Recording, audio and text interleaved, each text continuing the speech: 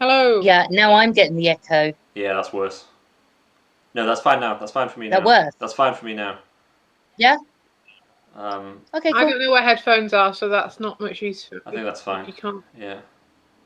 Okay. I think it's fine. Here comes Helen Hounds. I'm hoping one of these pairs will work. These are the ones I found in my front room. Let's give it a shot. Cool. Well, we've been live for the last minute. Have we? Yeah. Great. Right.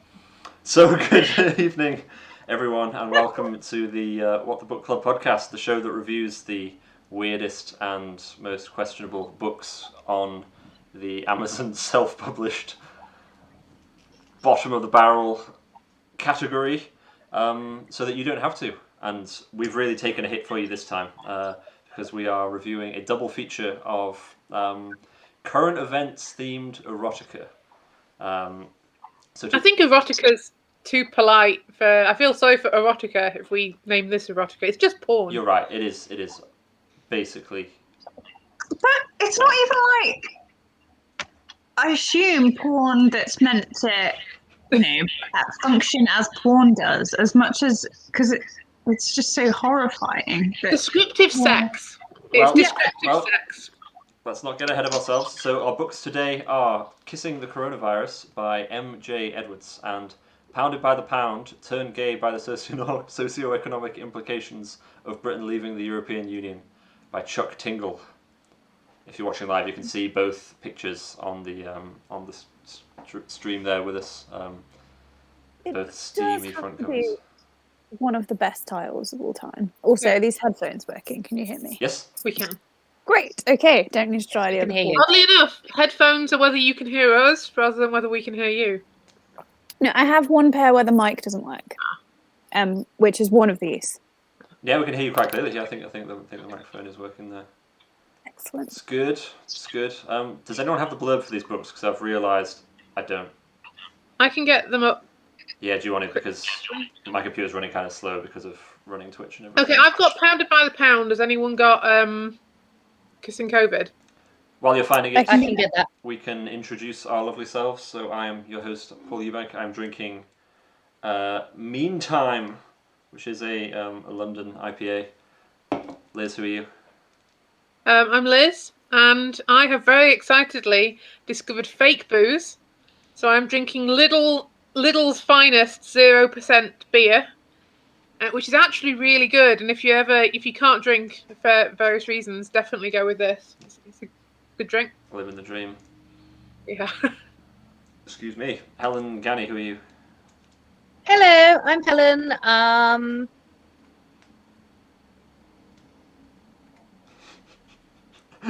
Is she frozen in that place? Yes, that's it. I'm Helen. I'm calling internet, so either my face is weird. I've got Kissing COVID as well. If someone else wants to read it, or do you want me to read both? Well, I guess we should probably introduce the fourth member first. Yeah. I mean, Rude. Rude. Well, not that anyone cares, apparently. I am also Helen, and I am drinking white wine this evening. Great. And we have Marty there, as Liz says, just sort of currently washing himself in the background. Having a good scratch. Marty is the good rat in that he neither escapes nor wheezes everywhere. But he is visually impaired, so when we see him... Oh no! Yeah. Little blind Marty. Little blind rat. He does... Clifford was the dunce of our rat tribe. He is definitely the dunce of the rat. Oh, he's not the dunce. He's a dorks. Are you going to get him a dunce hat? Oh, I want to get him. Make him sit in the corner. You can't do that. You can't shame him. And if you hear vague Geiger counter noises at any point, that's him. Because rats are supposed to be silent animals, but he isn't. He didn't get the memo. No. No. Interesting. All right, we got the blurbs then, Liz. I've got coronavirus. Do you want me to read that? Yeah, let's have it. Okay. So, Kissing the Coronavirus by M.J. Edwards has 2.45 stars out of 5 on Goodreads. Somebody's been super generous. So, she was supposed to cure the coronavirus. Instead, she fell in love with it. Dr. Alexis Ashingtonford is part of a crack team of scientists tasked with finding the cure to the devastating coronavirus. Little did she know she would end up falling in love with it in this steamy viral erotica. Oh. Kissing the Coronavirus is a steamy tale about forbidden love and dark desires come to life. That it is. I've just seen that they also added quotes onto the back of the blurb, which I really enjoy. So, an electrifying debut by MJ Edwards' son, Richard. Imagine! Oh my word, that'd be awful. Your parent made you read this. Oh, Goodness. gosh. And the best thing I've ever read, a nice reviewer on Amazon. Oh, Some solid quotes to put on the back of your book. I like it. that's lovely. That's lovely. Yep. And does anyone have Pounded by the Pound? I've got Pounded by the Pound. Let's hear it. So, Pounded by the Pound, turned gay by the socio-economic implications of Britain leaving the European Union. Good. When Alex learns that Britain has decided to leave the European Union, he's shocked by just how normal everything seems. But the calm doesn't last as Alex is suddenly accosted by a giant living coin from the not-so-distant future. In this horrific future, where Britain has left the EU, 4-storey buses lie strewn about the streets of London after a failed plan to cut costs. The Queen's Guard have been replaced by flying reptiles with machine guns, and the River Thames runs red with molten lava. Now Alex and his handsome sentient pound must travel back to the past and sway the vote for European solidarity by proving that all you need is love. This erotic tale is 4,200 words of sizzling human on monetary unit action, including a list of sexual acts that I'm not reading out on the internet. That's fine. Yeah. Oh, I had a thought. Yeah. I had a thought I was going to say, and I've already forgotten what it was. Oh yeah, it was that. I think it was on the last episode we questioned why the blurb states that it's 4,200 words, as though he's proud that he's written 4,200 words, as though that's some kind of an achievement. But it's a sizzling 4,200 words. Well, yeah, that's true. Yeah, and I actually think 4,000 odd of those 200 words are the same word over and over again. It's just... Which Or word maybe is that, Helen? I'm not saying it on the internet. I mean, Paul's mum might not be watching this one, but, you know, Jesus is. We have asked. I did ask my mum to give this one a miss, given the subject matter, which I'm pretty pleased with. How come? Yeah, so how come your mother gets away with not having to watch this, but I had to read it? I have feelings about this kind of nonsense. Hey, kissing the Look, coronavirus. my mum read Sausagey Santa, okay? So, you know. That's true. Kissing the Coronavirus was one of the suggested books. Coming to join us. Oh, yeah, who suggested Kissing the Coronavirus? Me. Yeah, it was me.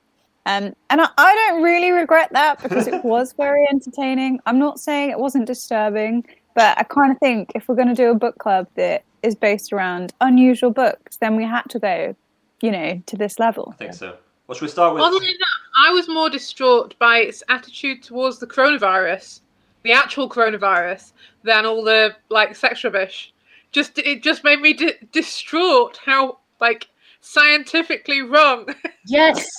Its attitude was the bad science really upset me. Yeah. I'm yelling, no! This is not how vaccinations work. I mean, spoiler alert, but when she just pours a little bit more in via a test tube or something, and that's how she increases the strength of the. She just popped the top off and starts pouring out. But I think we can all agree that it didn't actually work in the contents of the thing. She didn't achieve what she wanted to achieve. She was trying to make the science was so bad. But it was canonically bad in that what she did led to terrible results, which is what would happen if someone tried to attempt it. Okay. I don't necessarily buy the consequences that actually happened, but at least she was in the context of the story a terrible scientist. Should we give a quick rundown of the plot then, just for the uninitiated? Plot. Any volunteers to give a plot? I will. Go for it. Seemingly quite bad coronavirus epidemiologist lady is super horny and would quite like to have sex with the coronavirus test tube, and then that was a low moment. Coronavirus is not the vaccine isn't working well enough, so let's put some more coronavirus in the coronavirus vaccine, and that will sort it. And then Dr. Gertley Chund, the other doctor, decides to test it on himself, and because he's already infected, gets overpowered by how much COVID is in his system, and turns into like a 7-foot green Adonis with like the protein spikes sticking out of his face, who has a massive phallus, and she proceeds to have a very large amount of sex with and fall in love with, because clearly someone has a giant wang, they're worthy of your undying affections. Yep. But it does leave us on a bit of a cliffhanger, yeah? And that she's wrapped up in his arms, and then she goes to sleep, and then Yeah. It leads right to coronavirus kissing COVID 2. Well, there is a sequel. there is, but I don't think There it involves is. the same people. I think the implication is that all that Yeah. stuff he said about how she'd be I immune. read it that, Oh. she died. Of COVID? He lied. He lied to her. He said that she was Mhm. immune, and I don't think she was. Wow. Maybe that's a what's it called? Not an allergy. Allegory. Allegory for sexually transmitted diseases. Maybe it is. Where dudes are like, oh yeah, I totally used a condom, or I've totally not got sexually transmitted diseases, and Okay. they actually have. Maybe. Interesting take on it. Yeah, I didn't really get the ending. I didn't really understand what the whole cliffhanger was trying to leave cliffhanging. I didn't really get it, but that's an interesting take. Yeah. I assume she died of a respiratory disease. I mean, what does bug me though is that everyone seems to die. She suggests that basically, if you get COVID, you die. Yeah, So it's that was like- weird. Then slowly the virus had spread across the globe, Asia, Europe, some other places, but most importantly and worryingly, America. They said then even more slowly the virus began to infect the lab. First to succumb was Dr. J, then Dr. Wubble. That was it. And there's only 4 of them to begin with. Basically saying anyone that catches it, you just pop your clogs. It's like the world's worst game of pandemic. It's like it's just spreading across. You've only got one scientist in the whole group. It's a complete nightmare. Undefined scientist. It doesn't actually Yes. mention that she's a specialist in disease or vaccination or any title other than It does I am mention straight scientist. after that her qualifications are Alexa had huge boobies, a thick ass, and nice legs. Yeah. That's her qualifications mentioned straight after talking about. Yeah. It also mentions at one point, I've just found it as I was trying to go back to, there was something about spike proteins all over his skin that apparently she could see with the naked eye. Yes, she could see the details of his face, the spike proteins lapping away from his skin, which I was trying to find that and it bothered me. But then I came across something, I think I missed it. Oh gosh. Is that a spike protein in your pants, or are you just glad to see me? Yes. And here it is. Alexa's clitoris floundered. Now, That was one of my favourites. I loved it. like, to me, when you're floundering, you're like, maybe you're in water that's too deep, you can't get out. You're like, help, help. It's not the most erotic word, is it? Oh, we also got It's really not. I've pussy got to say, so I've well never been in a position where my clitoris doesn't know what to do and is running around my underwear going, oh! But to be fair, in this context, if your clitoris was presented with a giant green manifestation of a disease that has killed millions, I think it would be confused. That's true. Mine would That's go true. back up inside my body and never be seen again. That's true. All I right. love a lot of the language used to describe her body's responses. So I found one where it was her pussy is so wet that the lace glided across her skin like a fat man on a water slide. There are some fantastic analogies and This things like that in there, yeah. I think this was the real highlight of the book, actually, the really unappealing metaphors that we could have used throughout. So I highlighted a couple too. I've got a couple. Just before you do, I want to just mention we have a couple of people listening in and a couple of comments. Oh, exciting. Which I'd love to address. Please tell me one of them isn't brother-in-law John. Don't think so. So we've got Silocan Kenobi says, you all look lovely. So thanks, Silocan. You look lovely as well. Thanks. And then we've got 1876 Vanka says, I'm confused and a bit scared. Yeah, Aren't we that's how all? we felt. which I think Yeah. Aren't we all? sums up the situation pretty well. Welcome to the book club. Welcome. Do we know who thanks, these people thanks are? thanks for subscribing. Yes, to answer your question, yes, someone actually did write a romance novel about the coronavirus, and well, not really a romance novel, no, more a hardcore. You say that, but they do Porn make a novel. point to make sure that we know that they are in love. These aren't just meaning in both. They're not just meaningless books, yeah, sex you're right. Does it encounters. devalue the meaning of love if you can fall deeply in love with someone Yes, after they've taken over the Yes. body of your colleague, giving you a definitely, good pounding, and then absolutely. But it does still claim love. Yeah. All right, Yeah. let's go through a quick couple of quotes, and then I would like to move on to the next book, and then finally I've got yeah. a few kind of comparison questions which I'd like us to discuss. So, yeah, Helen, you were saying you had a couple of quotes that were. Yeah, although I've just lost them. Oh wait, so this was one which I thought was an excellent metaphor. Really, you know when things are really vivid. I mean, I don't see visual images in my head, but I almost saw this because it was very, alive. Yep. His tongue, so soft and hot, like a chunk of microwaved fish, sloshing around inside her mouth. That is very, Very vivid. very vivid, Very very tactile. Yeah, and Yeah. there was another one, but I'm not sure. I think I've lost it. I've got one here, Just which see- is Hey. another of my favourites, which was quite a simple one. It just says, his eyes were striking, like a goat's. But without the sideway without the pupils. sideways pupils. I just thought that was really good. Yeah. See, Helen, I am an incredibly visual person, and all I could see in my head, like for days after I read this, were like a goat but with human eyes. goats And have like like their eyes out here, don't they? So it'd be they're like, kind of bulging on the side of their heads, but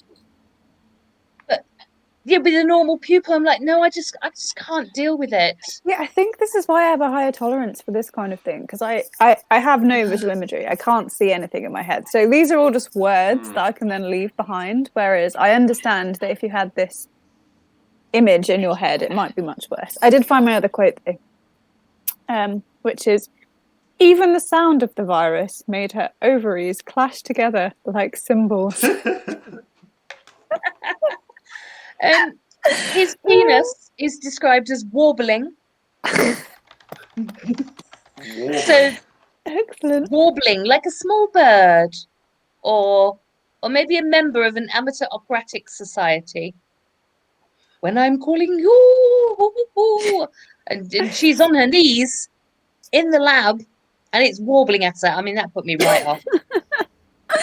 I think the other thing that I really enjoyed about it was like, if you're going through normal descriptions and then again come up with these like insane analogies or like other references. So this other one was, there was lots of sounds and shaking, and Lex's heart hammered harder than the time she was hammered by the carpet fitter when he came to fit carpets in a country manner. I mean, that is genius. That is very It good. is, in quite a lot of ways, a work of comedic art. I think so. oh, I'll tell you what does annoy me though, is that if we're talking, it's science, and it goes from science to like magic earthquake with like lightning sparks, and then he turns into a sentient Mr. COVID COVID. virus, and that annoys me because you shouldn't mix science and magic. Like either it's scientific the reason he's turned into a giant COVID virus, or it's magical, but it can't be both.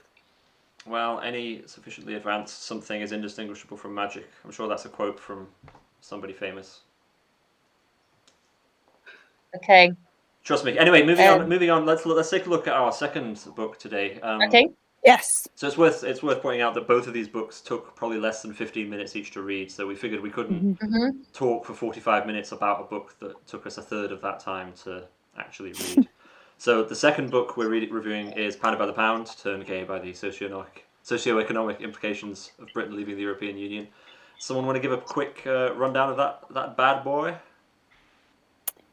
Yeah, I finished it just today, so I can give that context. So, our protagonist Alex. Interesting that we had Alexa and Alex. Yeah. He wakes up hungover on the morning after the Brexit vote, experiencing delusionment and upset, and he goes for a walk, and then there's the same kind of lightning, earthquake, stuff happens, and then a giant sentient pound coin turns up and asks him to time travel to the future, because they need his help.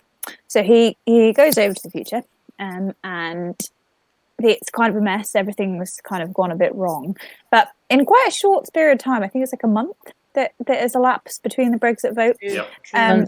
2 months, yeah. And in this time, most of London's burnt down. The River Thames is running red with lava, and the pound has decreased so much in value that people have become pounds. Yes. Which is an interesting concept. So he is trying to get Alex to go back in time to recreate the to correct what happened, to try and get people to vote to stay in the EU. But as it turns out, the only way that they can time travel is by using the power of love, which is, as we all know, the most powerful force in the universe. Yep. And the pound, he had used patriotic love to get into the past. But this time, in order to make sure that they can go back, they have to have sex. And then at this point, the pound suddenly has anatomy, which wasn't mentioned before. They sleep together quite a lot. Well, you know, They don't sleep in. no, they have relations, and it's very specific that they are gay relations, which are, I didn't know that many pound coins had a gender, but I guess in this, like, the context of this world, he was male before he turned into a pound, so I'll allow it. They go back into a pub to try and convince this single pub to vote for staying in the European Union.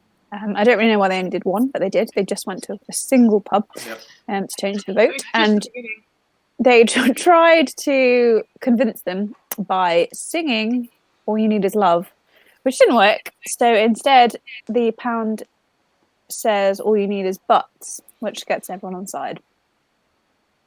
And that's the end of the story. That's, yeah, great. Yep. Summary there. I think you covered all the bases. I'd say so. I have As a lot did of they. questions. Yes, they did.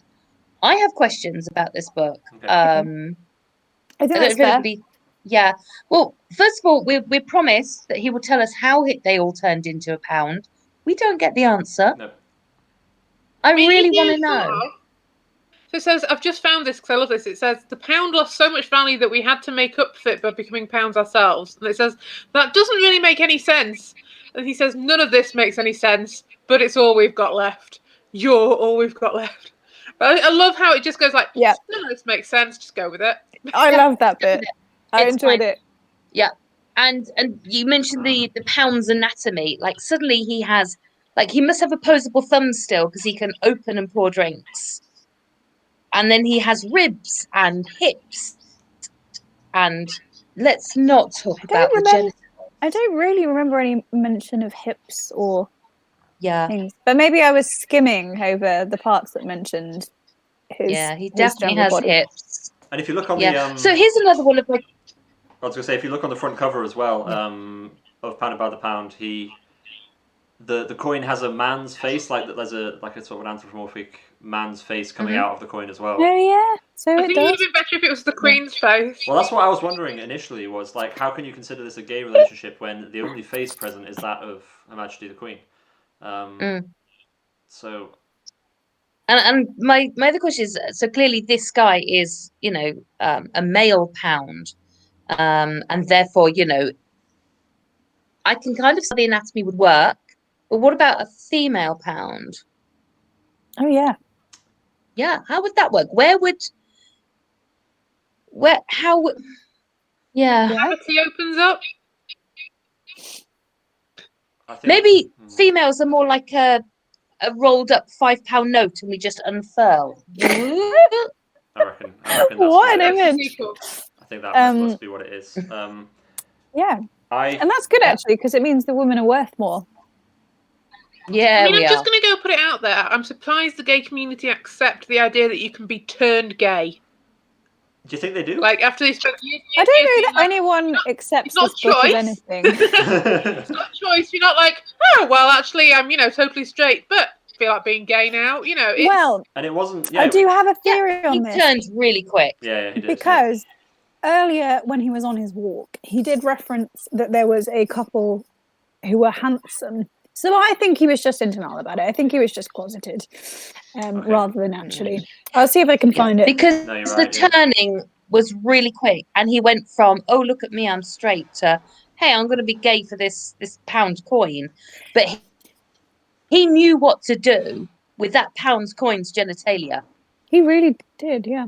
Across the street, two handsome men were walking Yeah, a dog I'm not sure it was together. his first time. So he definitely. I mean, I'm not saying that if you think two men are handsome, that makes you gay. But in the context of this story, we're given very little information about this guy.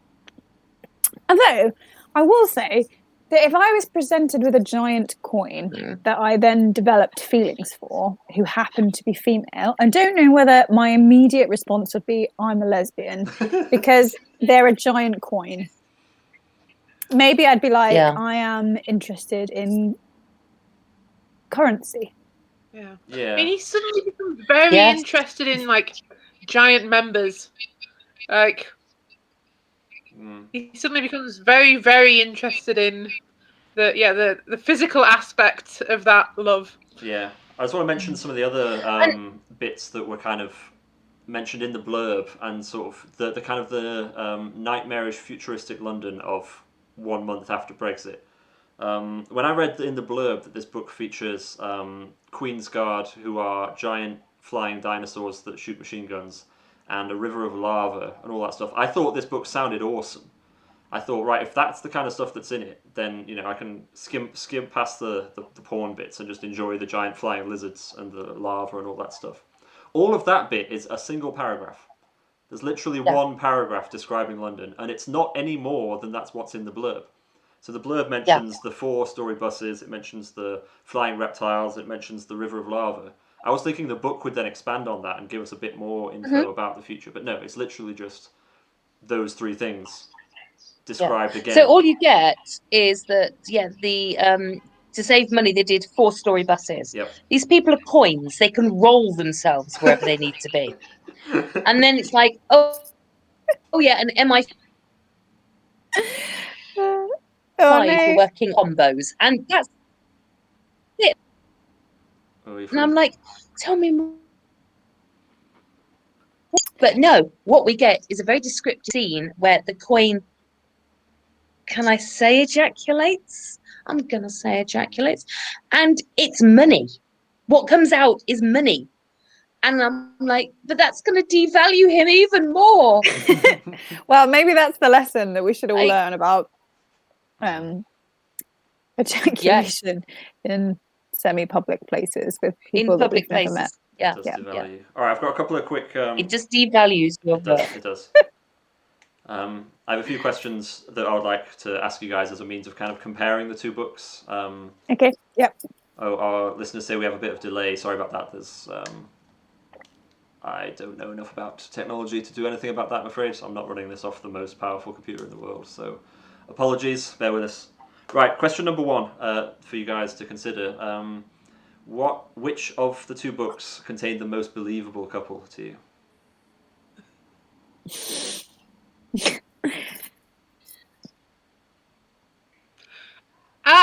The Pound. The most believable couple was the gay couple walking their dog. Very good. Yeah. Very good. Yeah, nice. Very good. Yeah.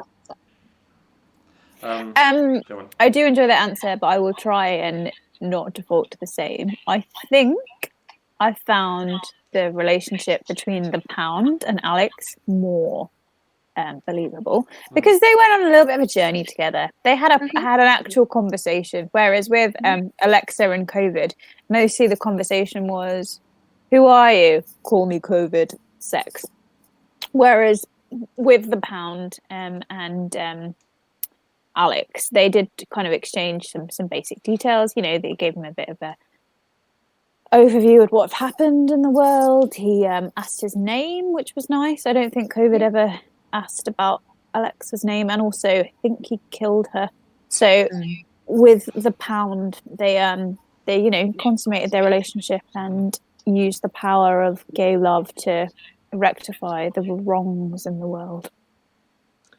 Also, with the COVID, he's basically just killed her colleague.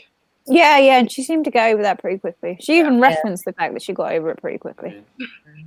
What about for you, Helen? Jenny? Yeah, I think definitely the Pound. He just seems to be like he went back in time to find this guy and to bring him to his time so that they could go back in time again. Didn't really get that. But he just wanted he really wanted to be with this guy and knew that it would save Brexit. And yeah, I just feel like there was something there. I'm probably trying to read too much into it. Having read some of the other titles that this guy has written, the word pounded turns up a lot. It does. I kind of took a slightly different view to the rest of you guys, actually. I kind of believed more in the relationship between Alexa Ashington Ford and the coronavirus because her characterization is nothing if not consistent. Like her stated motivation right at the start of the book is she wants to have sex with the coronavirus, and she does not deviate from that for the entire book. That is her arc, the entire thing. Whereas Alex in the other one, him turning gay and going through this whole journey is very sudden, and I just didn't feel it. It just felt circumstantial.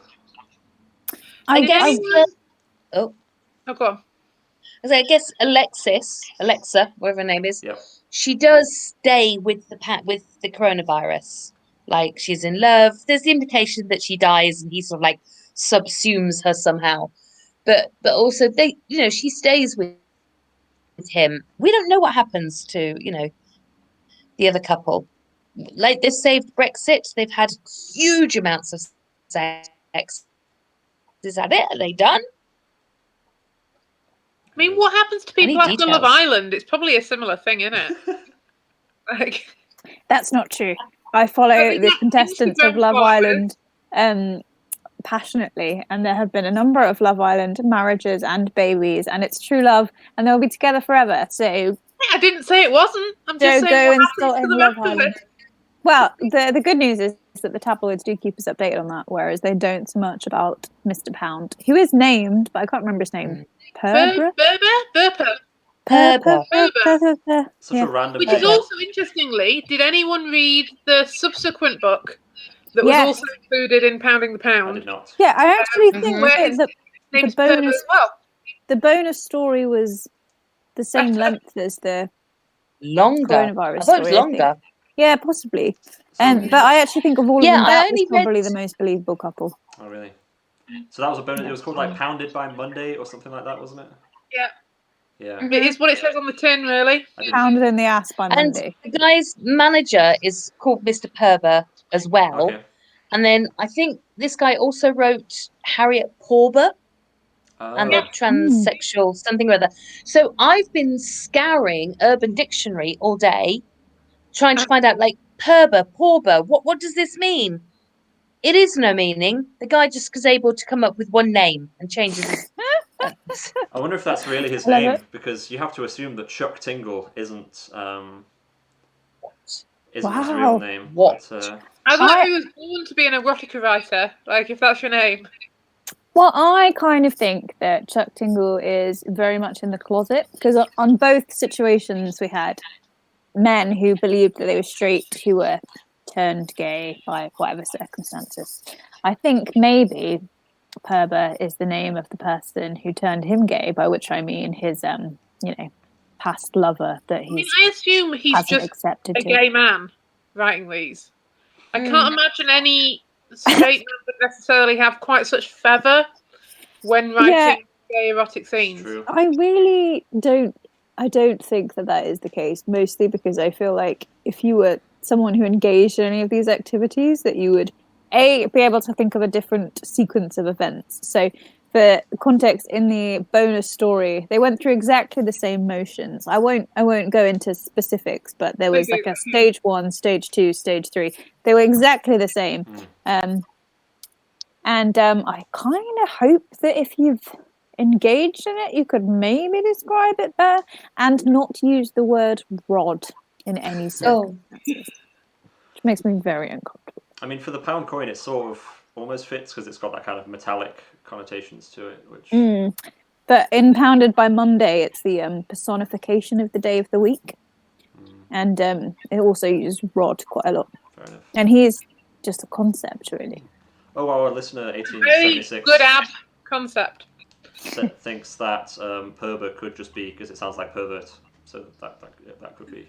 Yeah, that's pretty good. That could be it. Maybe. Good shout. Fair shout. I've got a couple other questions I'd like to put to the group. I was originally going to ask who do you think is the best writer, but I might change that to who is the least bad writer out of Chuck Tingle or MJ Edwards.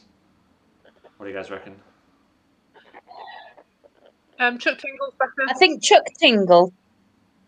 Yeah. Chuck Tingle, there's a lot of good quotes. There's a lot of good quotes in both, to be fair. Good quotes and better characters. Yeah, I'm not 100% sure. I think for the face is better because she just like encapsulates the ridiculousness of it. I think it's very, very, very serious. Yeah. And I'm not saying that Chuck Tingle is, but I think it's written more into every sentence that she's taking the piss while she's writing it. Whereas I think with Chuck Tingle, you could go down a weird avenue of thinking that he thinks that this is legitimate, other than the occasional, like, this doesn't make any sense. Yes, with it kind of reference, which was good. I like the meta-ness of that. But I think I preferred Kissing the Coronavirus, maybe. Yeah, I definitely think you could tell that she was taking the mick. There's a lot of times, I can't find any examples right now, but where she would use the same word over and over again in the same sentence. Oh, it was when she got hammered by the guy that came in to hammer something Yeah, or other. that Was kind one of of thing. them. And the first time that happened, I thought, okay, this is just because she's not a very good writer. But then it kept on happening, and I just thought, okay, this person is cleverer than I initially gave credit for. I think it was very clever as a concept because it did keep me very. I think I found it more entertaining as well because I was less carried away with kind of stupid plot and more just enjoying how stupid the like sentence structure was, which I think is more the point. I don't know. I think for the genre, she was quite good. Yeah. I'd like to see her write something normal, and Chuck Tingle write something normal, and then compare them. But both of them have definitely got a better grasp on sentences than some other people that we've reviewed, That's true. and pace as well. That's definitely true. Any other... Definitely kept the thing going rather than dragging out too long. I think this is the only ones we've read where we're like, no, we want more details. Like, of, What details did you want? You might have been. I wanted more bat snake flying stuff. I wanted more about how they turned themselves into the pound. I wanted, I just wanted to know, like, how did we get here? You could probably get Whereas some of the 4,200 others, sizzling words out of the flying lizard Queen's Guard. Like, yeah, exactly. What's happened to the Queen? Where's she? Like, has she also turned into a pound? Surely she would turn into, like a really rare threepenny bit. I don't know. Got to be at least a tenner, surely. She's old. Yeah, she must be worth more than the others as the Queen. I was about to say, in my head, I was like, she'd at least turn into a sovereign, thinking sovereign's more important. But then I thought that sounded like I was trying to work a pun into it. And so I had to stop and think of another coin. And all I could think of was a threepenny bit. You should have gone with the sovereign. That would which have is been a killer rhyming pun. slang. How long? No, I won't ask how long it's been since we've had threepenny. If that's your first thought. Listen, I'm very old, okay? I'm like 103. But yeah, so loads of the other books, like I'm looking at you, Sausage Santa. I did not want the detail. I was like, can we just stop talking now? I'm bored. Yeah. And then, so this one I wanted more. It's the first one where I've wanted more, so. Can you say which book we're talking about then? Because you cut out, Helen. Sausage Santa. Oh, I both heard of them. Oh, you guys heard it. I didn't. Oh, yeah. Yeah, the one I didn't, had too much detail was Sausage Santa. I mean, to be fair, The Adventures of Gingerbread Willie also had too much detail. Way too much detail, yeah. I mean, it was like a whole book, too much detail. Yeah. All right. bringing us towards our concluding thoughts then. So, does anyone have any kind of concluding remarks on this one, or would you recommend this book? Did you think it was value for money? Let's go with those. Liz, what do you think? No.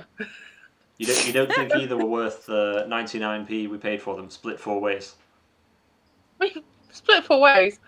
I'm not sure I could, in all good conscience, recommend. No. I feel more that I read this so that others don't have to. Taking the hit. Yeah. No, I think it was worth the money. I think the cost of admission is worth the entertainment value. I think. For writing. Yeah, that did cross my mind as well, actually, because it is an astoundingly good deal for them. I mean, they're self-published, so they must get most of it themselves. I'm not really sure what the royalty percentage is, but like, it must be high. I get like 25% for an ebook, so I'd imagine they get like 75% without publisher's costs. You only get That's 25%? not bad. Yeah. Damn, man. Yeah. So go into it on your Capitalism. own. Solo venture. Get some. For 4,500 words, I could sit down and bash that out in 2 hours. I'll just write, an erotic version of the Queen's Guard reptilian. Yes, Flying I'd read that. I'd read that. Yeah. 100%. I And the actually thing do is- think that maybe you should write a novel entitled 99p Split 4 Ways. Because if we're going into the whole, monetary erotica thing, that, for me, that is the one I want to read. Yeah. But from reading 2 of Chuck Tingle's books, exactly the same thing happened in both of them. Just one of them there was a pound and a brief reference of Brexit to make it capitalise on a phenomenon that was happening at the time. Yep. The other one was the same, but instead of a pound, it was Mondays. You could have just changed like some of the words. It wouldn't have been very difficult to replicate it. So you could just kind of like find and replace, and then just keep turning them out whenever some stuff happens. I think it's a great moneymaker, and I think that it's worth considering. Maybe we should do a group writing after we've read enough of these books. We could venture into authorship. Once we've got the formula down. But you already know what you're doing on that, so. Yep. Great. Nailed it. I think that's a brilliant idea, yeah. Everyone needs a side hustle.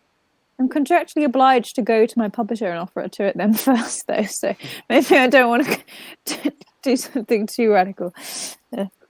You need a really good nom de plume, then. You can be, I don't know. Be released from that clause. Yes. Vag Frenzy. There you go. Oh, we've got one pre-order. 1876 Vanker says that he or she will pre-order our book when we write it. So that's excellent. Okay, all over I think what we You're should our do favourite.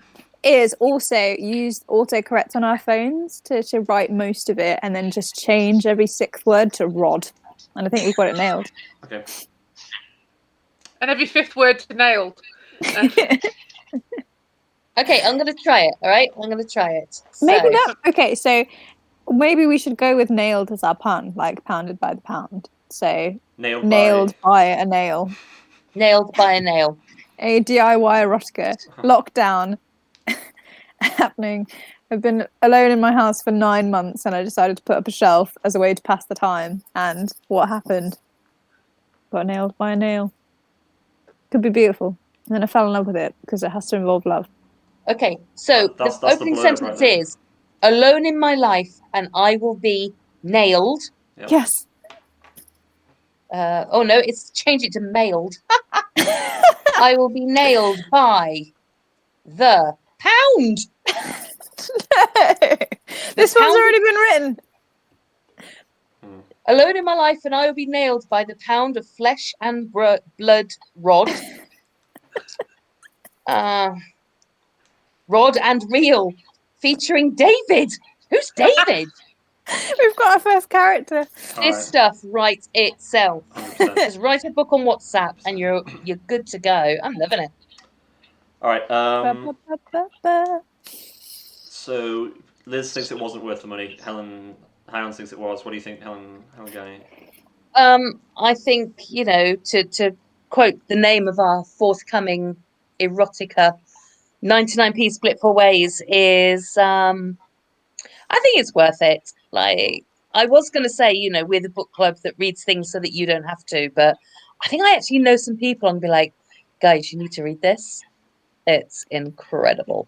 But really, a bad pick your day. audience. Yeah. I think I agree about the book as well, and about recommending it, and about it being value for money. Certainly, just in terms of the laughs per money ratio, I think it's pretty good. Yeah. I also think that once we're a very famous podcast and got millions of viewers Oh, and yeah. everything, and Soon, when, surely, right? when we have merchandise, I think we should have T-shirts that say 99p split four ways. I just think that could take off. Talking of book purchasing, we've not worked out what we're reading for the next podcast. We haven't. Oh yeah. Does, yeah. does our listener have any suggestions? Because they've already committed to reading our book, so Yeah, we should do whatever they want us to do. So I've just been having a very quick look. The two that I was thinking we should read were either Kraken by China Mayville or Neverwhere by Neil Gaiman. Those will both cost us actual like a normal book amount. So Kindle version of Kraken is $4.99. Why don't we decide in the week and then make an announcement on our Twitch thing so that our valued listener brackets S close brackets can know and Pitch read along in. with us. They want to. Yeah. I'm still voting for anything by Mills and Boon. Mills and Boon, okay. Yeah, I'm all over that. I mean, that can definitely occur. Or a bit of Barbara Cartland. Yeah. I am easy, but not as easy as any of the characters in the books that we've read this week. Okay, good to know. Great. All right, well, I guess we can bring things to a close there. Any concluding thoughts from anyone? Any life lessons they've learned? Anything they're burning to share with us about either of these works of I fiction? think we need like a bit less erotic books to make up for this week. Yeah, let's Like, try we and don't do one want to that... do If we can have one that doesn't feature the phrase spanking your ass or anything like that, because that's been a pretty consistent theme in every book we've read. Yes, it really has. I think my biggest life lesson sort of out of these is, you know, never turn down the opportunity to have, you know, intercourse with some kind of weird sentient being, because you've got a 50-50 chance of either saving Brexit or getting killed by coronavirus. One or the other, who knows? It's a joyride. Okay. Yeah, that's a good...